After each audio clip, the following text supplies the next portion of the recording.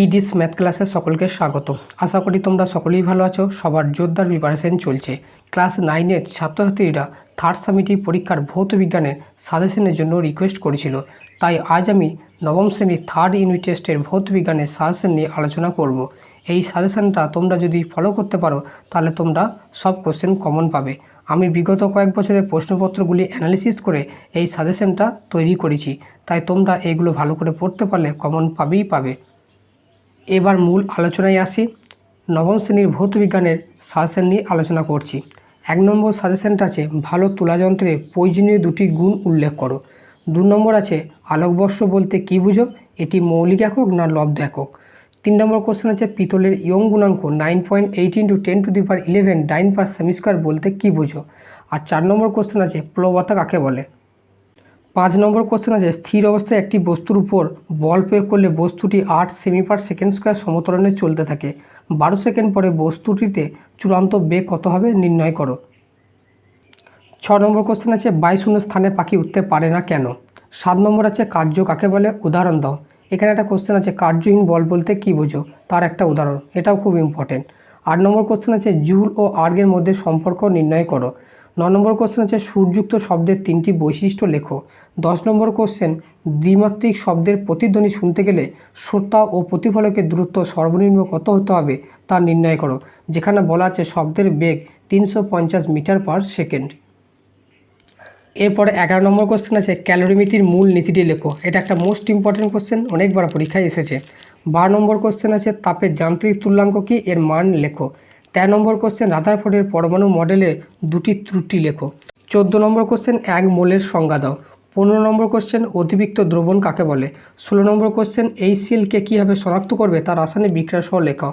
এটা একটা খুব ইম্পর্টেন্ট কোশ্চেন, অনেকবার পরীক্ষায় এসেছে। এরপর 17 নম্বর কোশ্চেন আছে খর জলে সাবান ঘষলে সহজে ফেনা হয় না কেন। 18 নম্বর কোশ্চেন পানি জলের 4টি আবশ্যক গুণাবলী লেখো। 19 নম্বর কোশ্চেন অ্যান্টাসিড কাকে বলে, এর একটা উদাহরণ দাও। এরপরে 20 নম্বর কোশ্চেন ইয়ং গুণাঙ্ক কাকে বলে। 21 নম্বর কোশ্চেন স্থিতিস্থাপকতা সম্পর্কিত হুকের সূত্রটি বিবৃত করো। এটা একটা মোস্ট ইম্পর্টেন্ট কোশ্চেন। কোন অ্যাসিড তেজি জল নামে পরিচিত তার নাম ও সংকেত লেখো। আর 23 নম্বর কোশ্চেন হলো অম্লরাজ কাকে বলে, এর ব্যবহার লেখো। এটা একটা মোস্ট ইম্পর্টেন্ট কোশ্চেন, অম্লরাজ বা অ্যাকোয়ারিজিয়া কাকে বলে। এরপরে 24 নম্বর কোশ্চেন হলো কার্যহীন বল কাকে বলে, উদাহরণ দাও।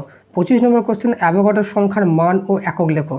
26 নম্বর কোশ্চেন কলয়েড দ্রবণ কাকে বলে, উদাহরণ দাও। 27 নম্বর কোশ্চেন চলন্ত রেলগাড়ির কাছে দাঁড়ানো নিরাপদ নয় কেন, এটা একটা মোস্ট ইম্পর্টেন্ট কোশ্চেন। এরপর 28 নম্বর কোশ্চেন আছে আর্কিমিডিসের নীতিটি লেখো। এটাও একটা খুব ইম্পর্টেন্ট কোশ্চেন। এরপরে 29 নম্বর কোশ্চেন আছে বায়ুশূন্য স্থানে সাইফন ক্রিয়া করে না কেন। এরপরে 30 কোশ্চেন আছে অ্যাসিড বৃষ্টির কারণ কি, স্টোন ক্যান্সার বলতে কী বোঝো। 31 নম্বর কোশ্চেন ভাষণের শর্তগুলি লেখো। 32 নম্বর কোশ্চেন অনুভূমিক তলে একটি সুটকেস নিয়ে কোনো ব্যক্তি এক স্থান থেকে অন্য স্থানে গেলে সে কি কোনো কার্য করছে, উত্তরের সপক্ষে যুক্তি দাও। 33 নম্বর কোশ্চেন আছে বার্নৌলির উপপাদ্যটি বিবৃত করো। মোস্ট ইম্পর্টেন্ট কোশ্চেন, এটা হবে দ্রুতি। বেগ ও দ্রুতির মধ্যে দুটি পার্থক্য লেখো, এটা বানানটা ভুল আছে। এরপর 35 নম্বর কোশ্চেন আছে একটি বস্তু সমদ্রুতি সম্পন্ন হলেও সমবেগ সম্পন্ন নাও হতে পারে, ব্যাখ্যা করো। 36 নম্বর কোশ্চেনটা আছে লিটারের সংজ্ঞায় 4 ডিগ্রি সেলসিয়াস উষ্ণতার উল্লেখ থাকে কেন। এরপর 37 নম্বর কোশ্চেন তুলাযন্ত্রের সুবিদিতার শর্তগুলি লেখো। 38 নম্বর কোশ্চেন ত্বরণের এককে প্রতি সেকেন্ড কথাটি দুবার আসে কেন, এটা একটা মোস্ট ইম্পর্টেন্ট কোশ্চেন। 39 নম্বর কোশ্চেন নীলতাপ কাকে বলে, বরফ গললে নীলতাপ 80 ক্যালোরি/গ্রাম বলতে কী বোঝো। 40 নম্বর কোশ্চেন আম্লিক ও ক্ষারী লবণের দুটো উদাহরণ দাও। 41 নম্বর কোশ্চেন রাদারফোর্ডের পরমাণু মডেলের সীমাবদ্ধতা লেখো। 42 নম্বর কোশ্চেন প্রতিধ্বনি কাকে বলে, অনুরণন বলতে কী বোঝো। 43 নম্বর কোশ্চেন প্রকৃত দ্রবণ ও কলার দ্রবণের দুটো পার্থক্য লেখো। এরপরে 44 নম্বরে একটা ইম্পর্টেন্ট কোশ্চেন আমি দিতে ভুলে গেছিলাম, সেটা হলো ভালো শিশির জমার শর্তগুলি লেখো। এটা একটা খুব ইম্পর্টেন্ট কোশ্চেন, অনেকবার পরীক্ষায় এসেছে। এই 43টা কোশ্চেন তোমরা এখন থেকেই তৈরি করা শুরু করে দাও, এগুলি তোমরা পরীক্ষায় কমন পাবে। আজকের ক্লাস এই পর্যন্তই। পরের ক্লাসে জীবনবিজ্ঞান সাজেশন নিয়ে আলোচনা করব।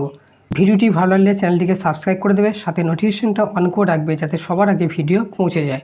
Thanks for watching.